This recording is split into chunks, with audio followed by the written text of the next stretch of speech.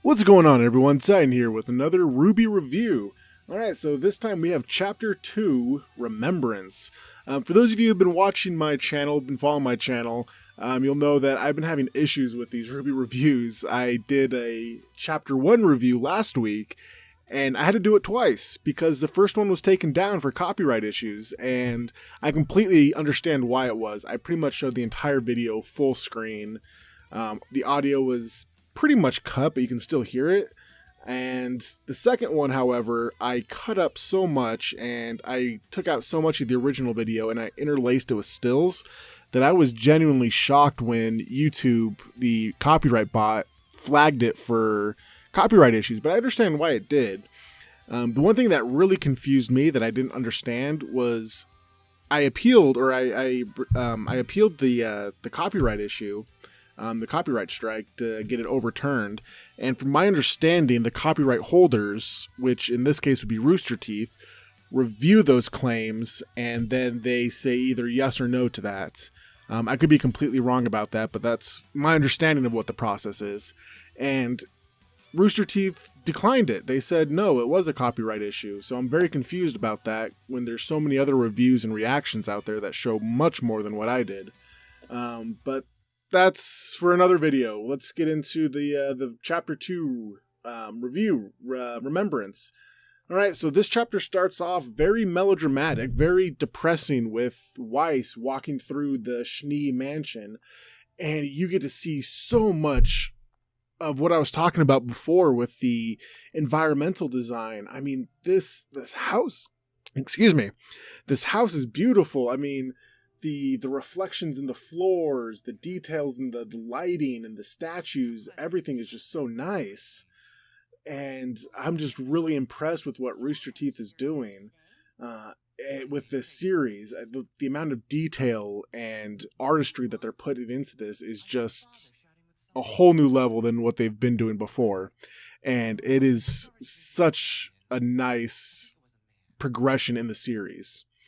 After we see Weiss walking through the house, we meet a new character. And it seems like it's Weiss's younger brother, I'm assuming. Well, I know it's her brother, but I'm assuming it's her younger brother. And it looks like they have a pretty, I don't want to say strained, but a very cold and off relationship.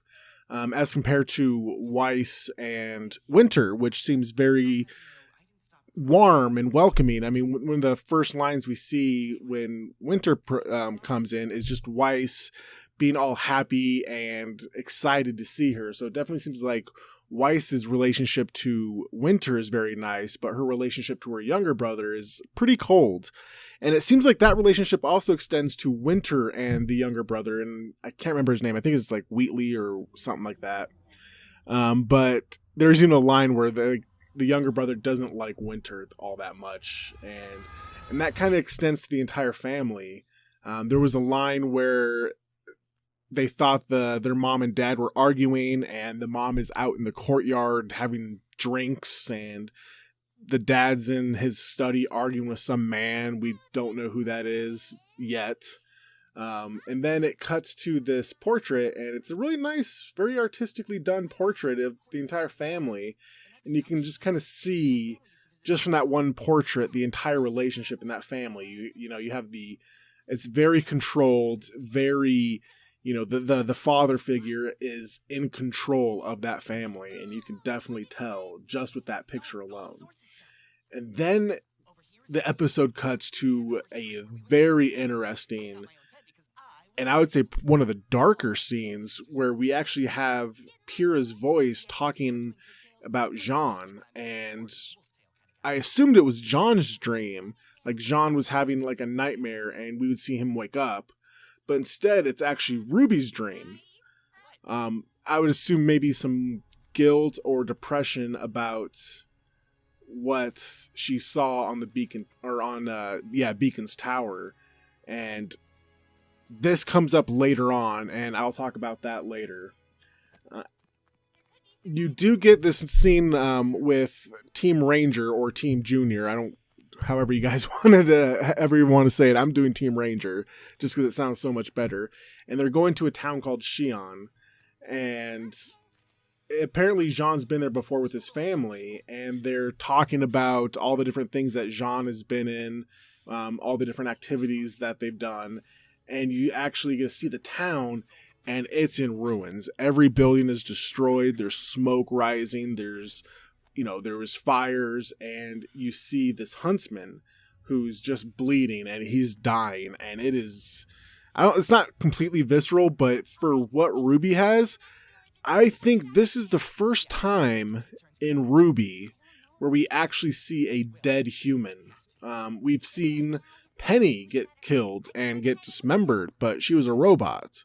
We've seen Pyrrha die, but she was kind of, I don't want to say she was turned to ash. She was just like dematerialized almost. You didn't actually see her die. But this guy, you see him die. You see him, his eyes are open. He is like dead, like he's just dead. And Ren takes this very hard, very out of character for him. He takes it very personally too. And he looks at these tracks that the Grimm left behind, and Nora and Ren just kind of share this look between each other. And I'm thinking, my best guess is we know that Ren and Nora are orphans. They don't have parents. And I'm assuming that these tracks are tracks we haven't seen before. They're probably from a Grimm we haven't seen before. And it's the first thing that's coming to my mind is that it could be the Grimm that maybe orphaned them, that actually took away their families. So that's going to be very interesting if that's the case. It seems like Ren and Nora are getting much more character development, much more screen time, and I love that. Nora is Jean's still my favorite character in the series. I love Jean. Nora is a very close second. I love her personality, her energy. She's just a fun character, and it'd be very nice to see what they do with that. After that, we cut back to Weiss, and we see that the person that her father was arguing with earlier is actually General Ironwood. And he looks, I don't know how to describe it other than defeated. He has a 5 o'clock shadow. He seems tired. He seems just just tired, like he's just used up almost. And you learn from this conversation that everybody's pissed at Atlas. That what Cinder and Mercury and Emeralds, what they did at Beacon, is essentially frame Atlas for that attack. And then everybody's pissed off. They think that Atlas is responsible for the attack, and there's a lot of embargoes and financial issues, political issues with Atlas now, and it's affecting the Schnee company heavily. Like the dad says at one point, this is costing me millions of whatever their currency is. And then you get to see some interaction between Weiss and her father, and you see what type of relationship and the household that Weiss grew up in. And it's that very cliche rich family idolizes and cares more about material possessions and money more than each other. That's the family that Weiss grew up in. It's very cliche. It's overused, but they did something a little unique. They did, the father isn't just about, oh, I need to make money and I don't care about you. He does propose putting on a charity event for the world, for the other countries, for what happened at Beacon, and wants Weiss to perform there. So even if the intent for this charity is a bit selfish, the fact that he's even considering it, it shows that his character isn't entirely the selfish, I'm in it for money and I don't care about my family type character, which is it's a nice twist. It's a nice little play on this character dynamic. But it's an overused, in my opinion, an overused development, an overused story element of having this rich family that only cares about material possessions and worth and all this stuff. And the main character of the family, the main character within the family, which is Weiss, is the one that doesn't. She's the one that cares about people. And so I'm not a big fan of that. I understand why it's needed, but it's definitely not my preference. I think they could have shown less of it, or shown that there's other members of the Schnee family that are really kind and sweet, and that this materialistic side is mainly just in the father. I would have preferred that a bit more. And then it introduces a new character, the butler. And this guy, I don't know what to make of this guy. This guy is very weird. He seems to have multiple personality disorders, and each personality has a different eye color. We see him, he lifts the little tray that he's holding, he lifts it in front of his face, and then his eyes turn red, and he gets all angry and kind of aggressive, like his whole character has changed. And he does it again, and again his eyes change, his personality changes. So I'm not sure what that is, what that's implying, or what that even means.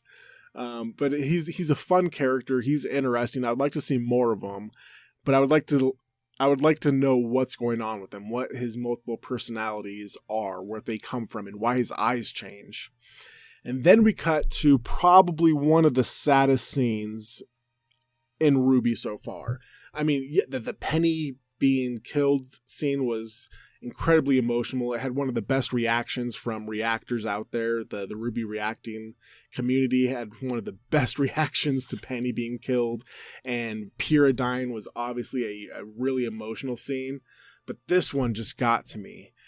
Seeing Jean train in the forest with Pyrrha's recorded message kind of guiding him, that was really just heartwarming and sad at the same time, knowing that Jean wants to do better, that he misses Pyrrha, that he probably understands that Pyrrha was in love with him, and you can kind of see in his face the regret that he never got to be with her and that he never will again. And it's so sad just to see his face and his reactions, and the animators did a great job just animating his face, and the heaviness and sorrow in it was just very well done.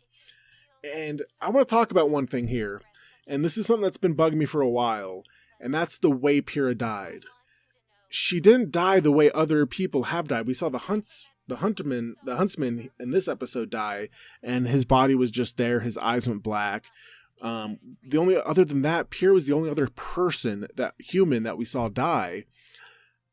And we never actually saw her die. We saw her get shot in the chest with an arrow, which, granted, is probably a kill shot. I mean, I understand that. But then we saw Ember touch her, and she just kind of turned to dust. She didn't burn into flames, which you would expect from Ember's fire ability. Her fire semblance is what I'm guessing that is. And throughout this episode, we hear Pyrrha's voice in RWBY's dreams, so to speak. But it's really nagging me that we've never actually saw Pyrrha die, and I'm wondering, is Pyrrha actually gone? Did Pyrrha actually die? And that's something that's been bugging me for a while now. And I think Rooster Teeth kind of wrote themselves into a bit of a corner with this one. Because on one hand, yes, I think Pyrrha needs to stay dead for story aspects and for character development. But on the other hand, they wrote it in such a way that Pyrrha could come back potentially. I mean, we never actually saw her die. For all we know, Emeralds made RWBY see Pyrrha's death in order to break her or something. Or maybe she made, Cinder and RWBY see Pyrrha's death in a way, a lot of people think that Emerald may be kind of switching over to the good guys, that her regret for what happened at Beacon and her shock, and she just kind of seems like this character who's just following Cinder just because, and she doesn't really agree with what Cinder wants, and that she made Cinder and RWBY see Pyrrha's death when she actually didn't die. And I don't know what to think about that, and it's starting to bug me with this episode with Pyrrha's voice coming into RWBY's head, and it's just something that's bugging me, and I don't know how to describe it any other way. This episode is a bit slow. It's mainly character development, not too much story development. In fact, there's zero story development in this episode at all. It is pure character development. We see Weiss's character development with her family. We see Ren and Nora's development with the town and the Grimm and their reactions with one another. And we see John's character development with wanting to be better and to honor Pyrrha's memory, which is just an amazing scene. It's probably one of my favorite scenes in RWBY so far. I love this scene. Overall, this episode was a bit slow. It's definitely not my favorite, but it has some of my favorite moments. So I'm going to give this one, a good solid 1.5 thumbs up. Just an arbitrary number. It's such a good episode. It's definitely building for what's going to be happening next, which I would love to see some Blake and Yang, see where they are. But more importantly, I want to see what's going on with RWBY and Team Ranger. They have taken the forefront. They are the new heroes, the new stars, and I'm invested into their story. I want to know what happens next to them. I want to know what happens next with Team Ranger. I want to know what they do next, and that's exactly what this episode does. It makes you question what's going to happen, what their goals are, what their plan is, and this episode does it nicely. So yeah, I'm liking this episode, and I'm liking this new direction that Volume 4 is going, and I can't wait to see more of it. Alright, thanks for watching. That's going to be the end of my Volume 4 Chapter 2 review, titled Remembrance. Thanks for watching. Please hit that like and subscribe button. Put down in the comments, what do you think? Do you think that the Grimm that left the footprints there were responsible for Ren and Nora being orphans? Do you think that Pyrrha may actually be alive? I mean, that's going to be a big one. I mean, that could be huge potentially. I doubt that it's true. It could happen. I mean, Rooster Teeth they kind of wrote themselves into a corner, like I said before, with Pyrrha's death. They could kind of go either way. So leave them down in the comments what you think about that. Please hit the like and subscribe button to stay up to date with all RWBY reviews and all my other Let's Plays. And I hope you guys enjoyed this. Bye.